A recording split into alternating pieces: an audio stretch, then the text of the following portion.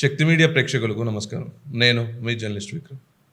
Friends, శనివారం నుంచి మనం చూస్తున్నాం తెలంగాణలో వచ్చేసరికి ఒక విచిత్రమైన రాజకీయం నడుస్తుంది. ఆ టాపిక్ ఏంటంటే friends, BRS working president KTR గారు వచ్చేసరికి బీజేపీ కాంగ్రెస్ ఒకటే నెక్సస్లో పనిచేస్తుంది. రేవంత్ రెడ్డి వాళ్ళ బామ్మడికి అక్కడ అమృత్ పథకం కింద అక్కడ వారికి ప్రాజెక్ట్ ఇస్తారు. ఇక్కడ రేవంత్ రెడ్డి ఏమో ఆంధ్రప్రదేశ్ ఎంపీ రమేష్ గారికి వారికి ఇక్కడ 1600 కోట్లు ప్రాజెక్ట్ ఇస్తారని చెప్పేసి ఒక నెక్సెస్ రూపంలో బయటికి చెప్పారు. అసలు వాస్తవాలు ఏంటి? ఈ సీఎం రమేష్ గారికి అసలు ఈ ప్రాజెక్ట్స్తోని ఏమైనా సంబంధం ఉందా? ఆరోపిస్తున్నాడు సీఎం రమేష్ గారికి ఈ ప్రాజెక్ట్కి ఏమైనా సంబంధం ఉందా? ఒకవేళ సంబంధం ఉంటే ఏం చేశారు అసలు? ఈ నెక్సెస్ ఏందో వీడియోలో తెలుసుకుందాం. కేటీఆర్ గారు ఎవరైతే బీఆర్ఎస్ వర్కింగ్ ప్రెసిడెంట్ ఉన్నారో వారు ట్విట్టర్ వేదికగా ఒక కథనం రాశారు. ఏంటంటే కాంగ్రెస్ బీజేపీ నెక్సెస్ అని. అసలు వారు రాయడం దాంట్లో రెండు మెయిన్ టాపిక్స్ హైలైట్ కనబడుతున్నాయి ఫ్రెండ్స్. ఏంటంటే రేవంత్ రెడ్డి గారి బావమరిదికి వచ్చేసరికి అమృత్ పథకం కింద వారికి అక్కడ ప్రాజెక్ట్ ఇవ్వడం, అండ్ ఇక్కడ వచ్చేసరికి రోడ్స్కి కాంట్రాక్ట్గా వచ్చేసరికి సీఎం రమేష్ గారికి 1600 కోట్లు ఇవ్వడం అని చెప్పేసి ప్రాజెక్ట్ కింద ఇవ్వడం అని చెప్పేసి వారు మాట్లాడుతున్నారు. అసలు ఇప్పుడు మన స్మార్ట్ సిటీ మన తెలంగాణలో ఉన్నాం కాబట్టి తెలంగాణ గురించి మనం మాట్లాడుకుందాం. స్మార్ట్ ఇక్కడ సీఎం రమేష్ గారికి ఇన్వాల్వ్ అయిన దాంట్లో అసలు ఏంటి ఈ నెక్సెస్ ఏందో మనం తెలుసుకుందాం. సీఎం రమేష్ గారు ఒక్కళ్ళే 1600 కోట్లతోనే ఇక్కడ రోడ్డు కన్స్ట్రక్షన్ వర్క్ అనేది జరుగుతుందా? అసలు ఈ కన్స్ట్రక్షన్ వర్క్ అనేది 1600 కోట్లోనే అయిపోతుందా? ఫ్యూచర్ సిటీకి అది వచ్చేసరికి సైబరాబాద్, సికింద్రాబాద్ అండ్ హైదరాబాద్ ఈ మూడిటికి ఈ ట్రై సిటీస్కి కనెక్టివిటీగా ఉండడానికి ఈ ప్రాజెక్ట్ అనేది తీసుకొచ్చారు ఫ్రెండ్స్. అయితే దీంట్లో వచ్చేసరికి రతన్ టాటా ఉన్నారు, టాటా గ్రూప్ ఉంది, రాఘో కన్స్ట్రక్షన్స్ ఉన్నారు, ఎల్ఎన్టీ ఉంది, అండ్ దీంట్లో రిత్విక్ కన్స్ట్రక్షన్స్ కూడా ఉన్నాయి. ఆ బిడ్డింగ్ వచ్చేసరికి కొంతవరకు కొన్ని కిలోమీటర్స్కి వేరియేషన్స్ ఉంటాయి. కన్స్ట్రక్షన్ కంపెనీకి కొంత ఇస్తారు, కొంతవరకు ఇంకో కంపెనీకి ఇస్తారు, ఇంకో కంపెనీ ఇంకొక ఇస్తారు. అండ్ ఇక్కడ చూస్తే సీఎం రమేష్ గారికి వీరు ఆరోపిస్తున్నట్టు రిత్విక్ కన్స్ట్రక్షన్స్ ఏదైతే ఉందో రిత్విక్ కన్స్ట్రక్షన్స్కి 1600 కోట్లు ఇక్కడ ప్రాజెక్ట్ బిడ్డింగ్లో గడవడం జరిగింది. వారేం రేవంత్ రెడ్డి గారు కానీ వారి వచ్చేసరికి ఇక్కడ మినిస్టర్ ఏదైతే R&B మినిస్టర్ వాళ్ళ పాకెట్స్ నుంచి ఏమి సీఎం రమేష్కి ఇవ్వలేదు. అక్కడ ఏంటంటే సీఎం రమేష్ గారికి ఇచ్చిన ఏదైతే ఉందో వాళ్ళు బిడ్డింగ్ చేసి ఏదైతే కాంట్రాక్ట్ బిడ్డింగ్ చేస్తేనే ఆ కాంట్రాక్ట్ బిడ్ చేస్తేనే మనకి ఇక్కడ ప్రాజెక్ట్స్ వస్తాయని చెప్పేసి మనకు అందరికీ తెలుసు ఫ్రెండ్స్. ఇది దీంట్లో నెక్సెస్ ఏముంది అంటే కాంట్రాక్ట్ బిడ్డింగ్ వాల్యూ ఏదో ముందే చెప్పేస్తారా? అంటే మీరు అయితే ఈ సీఎం రమేష్ గారు వీరు ఆరోపిస్తున్నట్టు కేటీఆర్ గారు ఆరోపిస్తున్నట్టు రిత్విక్ కన్స్ట్రక్షన్స్ ఏదైతే ఉందో ఇక్కడ రిత్విక్ కన్స్ట్రక్షన్ ఒక పెద్ద ప్రాజెక్టే చేసింది ఫ్రెండ్స్. ఏదైతే కాళేశ్వరం అని మీరు మాట్లాడతారో అదే కాళేశ్వరం ప్రాజెక్టుకి అనుసంధానంగా ఉండి ఏటు నాగరం ఫారెస్ట్ సమ్మక్క సారక్క బ్యారేజ్ ఏదైతే ఉందో అది చేసింది కూడా రిత్విక్ కన్స్ట్రక్షన్స్. ఈ రేవంత్ రెడ్డి గారు ఇచ్చేసరికి 1600 కోట్లే ఇచ్చారు అనుకోండి. అక్కడ కేసీఆర్ గారు అక్కడ కేటీఆర్ గారు వచ్చేసరికి అప్పుడు ఆ జమానాలో 2100 కోట్లు ఏదైతే వీరు కేటీఆర్ గారు ఆరోపిస్తున్నట్టు రిత్విక్ కన్స్ట్రక్షన్స్ సీఎం రమేష్ గారికి ఉన్నారో ఆ రిత్విక్ కన్స్ట్రక్షన్స్కి 2100 కోట్లు ఇచ్చారు.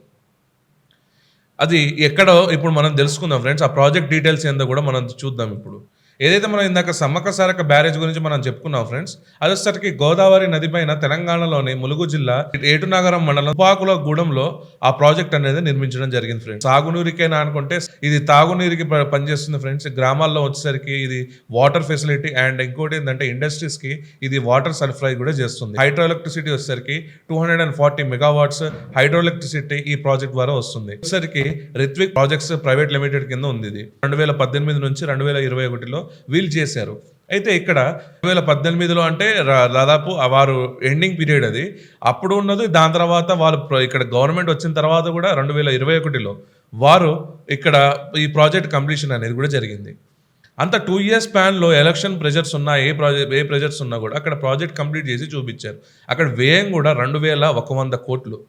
అంతగా ఆ రోజు ఇదే బీఆర్ఎస్ గవర్నమెంట్ రిత్విక్ కన్స్ట్రక్షన్స్కి ఇచ్చింది 2100 కోట్లు.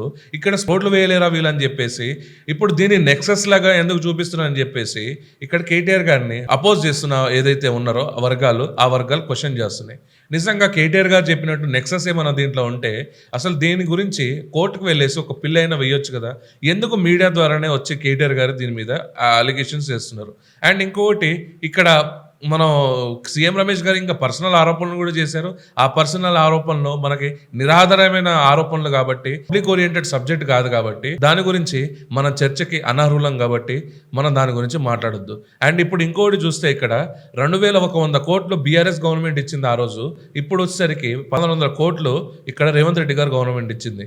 ఇక్కడ పబ్లిక్ అమౌంట్ ఆల్రెడీ ఒక ప్రాజెక్ట్లో వీరి తుపాకులగూడెంలో ఏదైతే బ్యారేజ్ అయితే ఉందో ఆ బ్యారేజ్ కి సీఎం రమేష్ గారు కేటీఆర్ గారు ఆరోపిస్తున్నట్టు సీఎం రమేష్ గారి రిత్విక కన్స్ట్రక్షన్స్ ఏదైతే ఉందో వారికి ఇవ్వడం జరిగింది. అక్కడ కంప్లీట్ చేసి వారు 100% స్ట్రైక్ రేట్తో ఆ ప్రాజెక్ట్ కూడా కంప్లీట్ చేయడం జరిగింది. మరి ఇప్పుడు ఫ్యూచర్ సిటీకి రోడ్స్ కన్స్ట్రక్షన్ దాంట్లో ఎందుకు నెక్సెస్ కనబడుతుందో అర్థం కావట్లేదు. ఇది డైవర్షన్ టాక్టిక్సా, లేకపోతే ఇది ప్రజల్లో ఆంధ్ర తెలంగాణ వేరియేషన్ తెచ్చేందుకే వీరు ఇలా పాలిటిక్స్ చేస్తున్నారా? అసలు నిజంగా సీఎం రమేష్ గారికి ఒక్కరికే ఇచ్చారా వీళ్ళు అని చూస్తే ఫ్రెండ్స్, కాళేశ్వరం ప్రాజెక్ట్ ఏదైతే మెగా కన్స్ట్రక్షన్స్ వచ్చేసరికి పీపీ రెడ్డి గారు వచ్చేసరికి ఆంధ్రప్రదేశ్ వాస్తవ్యులు. ఎల్ఎన్టీ కన్స్ట్రక్షన్స్ వచ్చేసరికి ఎస్ఎన్ సుబ్రహ్మణ్యన్ గారు, వీళ్ళు వచ్చేసరికి తమిళనాడు. అండ్ స్టేజెస్గా వీరు తీసుకొచ్చారు మిషన్ భగీరథ, జిఎస్పీవీఆర్ కన్స్ట్రక్షన్స్ ఏదైతే ఉందో మిషన్ భగీరథి, అది కాంట్రాక్ట్ ఏదైతే వర్క్ ఇచ్చారో అది వచ్చేసరికి జేఎస్పీ వీరారెడ్డి గారిది. కేటీఆర్ గారు చెప్తున్నారు నిజంగా నెక్సెస్ అయితే ఆంధ్రోడికి ఎందుకు ఇచ్చినావు అని చెప్పేసి వీళ్ళు అంటుంటే, అసలు మెగా కన్స్ట్రక్షన్స్ ఎవరు? వారు ఆంధ్ర వాస్తవ్యులు కాదా? ఎల్ఎన్టీ కన్స్ట్రక్షన్ సుబ్రహ్మణ్యన్ గారు ఎవరు? వారు తమిళనాడు వాస్తవ్యులు గారా? అండ్ జీవీపీ వీరారెడ్డి గారు ఎవరు? ఆంధ్ర వాస్తవ్యులు గారా? నిధులు నియామకాలను తెచ్చినప్పుడు మన అమౌంట్ మొత్తం ఇప్పుడు ఆంధ్రాకి వెళ్ళడం జరగలేదా ఈ ప్రాజెక్ట్స్ రూపంలో? ఇప్పుడు మీరు నిధులు కేటాయించలేదా? ఒకసారి ఇది మీరు తెలుసుకుంటే బెటర్. ఇది ఇప్పుడు మనం కూడా ఆలోచిద్దాం ఫ్రెండ్స్ నిజంగా. ఎందుకంటే ఇప్పుడు కాళేశ్వరం ప్రాజెక్ట్స్ వచ్చేసరికి మెగా కన్స్ట్రక్షన్స్ వచ్చేసరికి పీపీ రెడ్డి గారిది. పీపీ రెడ్డి గారు ఎవరు? ఆంధ్ర వాస్తవ్యులు. అండ్ ఇంకొకటి మిషన్ భగీరథ ప్రాజెక్ట్, దాంట్లో కూడా మెగా కన్స్ట్రక్షన్ ఉంది. అండ్ మెగా కన్స్ట్రక్షన్తో పాటు జీవీపీకే రెడ్డి వాళ్ళు కూడా వచ్చేసరికి జీవీపీ వీరారెడ్డి గారు వచ్చేసరికి ఆంధ్రానే. సో అండ్ ఇంకోటి ఎల్ఎన్టీ కంపెనీ మిషన్ కాళేశ్వరంలో వాళ్ళు తమిళనాడు. ఇంకెక్కడుంది సార్? హెడ్ ఆఫీసులు వచ్చేసరికి మన హైదరాబాద్లోనే ఉన్నాయి. ఇప్పుడు రిత్విక్ కన్స్ట్రక్షన్ మీరు ఇక్కడ గవర్నమెంట్ ఫెయిల్యూర్స్ని మీరు డైరెక్ట్గా మీరు క్వశ్చన్ చేస్తున్నారు, బాగానే ఉంది. కానీ ఇక్కడ బ్యూరోక్రసీ మీద మాట్లాడడం ఏదైతే ఉందో, అండ్ ఇంకొకటి ఇప్పుడు తెలంగాణ ఆంధ్ర సెంటిమెంట్ని రగల్చాలని చేసి మీరు ఏదైతే మాట్లాడుతున్నారో ఇది మళ్ళీ మీకు బూమరాంగ్ అవుతుంది సార్ ఇది. ఎందుకంటే ఇదే రిత్విక్ కన్స్ట్రక్షన్స్, ఇదే సీఎం రమేష్కి మీరు తుపాకులగూడెంలో బ్యారేజ్ పథకాలు ఎందుకు ఇచ్చారు? అండ్ ఇప్పుడు కాళేశ్వరం మెగా కన్స్ట్రక్షన్స్ ఎవరిది? జీవీపీఆర్ కన్స్ట్రక్షన్స్ ఎవరిది? ఎల్ఎన్టీ కన్స్ట్రక్షన్స్ ఎవరిది? ఒక్కడ తెలంగాణలో ఎవరైనా ఉన్నాడా? అంటే దాంట్లో వచ్చేసరికి ఇక రాఘవ కన్స్ట్రక్షన్స్ తప్ప మిగతా ఎవరైనా తెలంగాణ వాస్తవ్యులు ఎవరైనా ఉన్నారా? దీనికి మీరు సమాధానం చెప్పగలరా? సో వాస్తవాలు మీరు ఫైట్ చేస్తున్న స్పిరిట్, ఒక ఫైటర్గా మీరు ఇప్పుడు తెలంగాణ గవర్నమెంట్లో జరుగుతున్న ఫెయిలియర్స్ గురించి మీరు క్వశ్చన్ చేసేది 100% రైట్ ఇక్కడ. కానీ ఏదైతే మీరు బూమరాంగ్ అయ్యే పాలిటిక్స్ ఆంధ్ర తెలంగాణ మధ్యలో మీరు మళ్ళీ ఒక రాజకీయ పబ్బం కోసం చేస్తున్న పాలిటిక్స్ ఏదైతే ఉందో ఈ బూమరాంగ్ అవుతుంది మీకు. ఇది ఒక్కసారి మీరే ఆలోచన చేసుకొని ఇప్పుడు కేటీఆర్ గారిని నిన్న ఇంత మాట్లాడినా కూడా ఒక్క నాయకుడు కూడా బీఆర్ఎస్ నుంచి ఎందుకు మాట్లాడట్లేదు? నిజంగా ఆ రోజు సీఎం రమేష్ గారికి మీరు ఇచ్చారు కదా, మరి అప్పుడు బీజేపీకి బీఆర్ఎస్కి ఏమైనా పొత్తుందా సార్? రేవంత్ రెడ్డి గారికి బీజేపీకి ఏమైనా పొత్తుందా? అక్కడ కాంట్రాక్ట్ ఎవరు బిడ్డింగ్ చేస్తే పేషన్ తక్కువ ఉంటే వాళ్ళకి కదా ప్రాజెక్ట్స్ ఇచ్చేది. సో ఇక్కడ ప్రాజెక్ట్ ఎవరు మంచిగా కడుతున్నారో అది చూసుకుంటే చాలు మనకి. తుపాకులగూడెంలో వారు ప్రాజెక్ట్ కట్టారు కాబట్టి ఒక కాంట్రాక్టర్స్ కి ఒక లిస్ట్ ఉంటుంది ఫ్రెండ్స్. ఒక టెండరింగ్ వేసే దాంట్లో ఈ కంపెనీస్ ప్రామినెంట్, ఈ కంపెనీస్ మీద ఏమైనా బ్లాక్ డాట్ ఉందా, వీళ్ళ మీద ఏమైనా రిమార్క్స్ ఉన్నాయి, అన్ని చూసేసి ఈ బిడ్డింగ్ ఒకటే కాదు, ఈ ఫిల్టరేషన్ జరిగిన తర్వాతనే వాళ్ళకి ఇస్తారు. సో ఆ ఫిల్టరేషన్లో టాప్ కంపెనీస్లో రిత్విక్ కన్స్ట్రక్షన్స్ కూడా ఉందని చెప్పేసి మనం అనుకోవచ్చు ఫ్రెండ్స్. ఎందుకంటే లాస్ట్ 2018లో వాళ్ళు స్టార్ట్ చేసి 2022లో ఆ తుపాకులగూడెం బ్యారేజ్ అయితే ఉందో సమ్మక్క సారక్క బ్యారేజ్ వారు కంప్లీట్ చేయడం జరిగింది. సో ఇప్పుడు మీ అభిప్రాయాలు ఏంది ఫ్రెండ్స్? సీఎం రమేష్ గారికి నిజంగా రేవంత్ రెడ్డి గారు ఇచ్చింది బీజేపీ కాంగ్రెస్ నెక్సెసా? ఇక్కడ కేటీఆర్ గారును అప్పుడు సీఎం రమేష్ గారికి అదే ఇచ్చింది అప్పుడు ప్రాజెక్ట్, అది వచ్చరికి బీఆర్ఎస్ బీజేపీ నెక్సెసా? అసలు నిజంగా ఈ నెక్సెస్ అనేది ఏంటి? నెక్సెస్ పాలిటిక్స్ నడుస్తుందా? ఒకవేళ ఇది అంతర్గత ఒప్పందమా? సో ఈ వీడియో కానీ మీకు నచ్చినట్టయితే friends like, share and comment చేసి మమ్మల్ని సబ్స్క్రైబ్ చేస్తే మమ్మల్ని ఇంకా ఎంకరేజ్ చేయాల్సిందిగా కోరుకుంటున్నాను. జై హింద్, జై భారత్.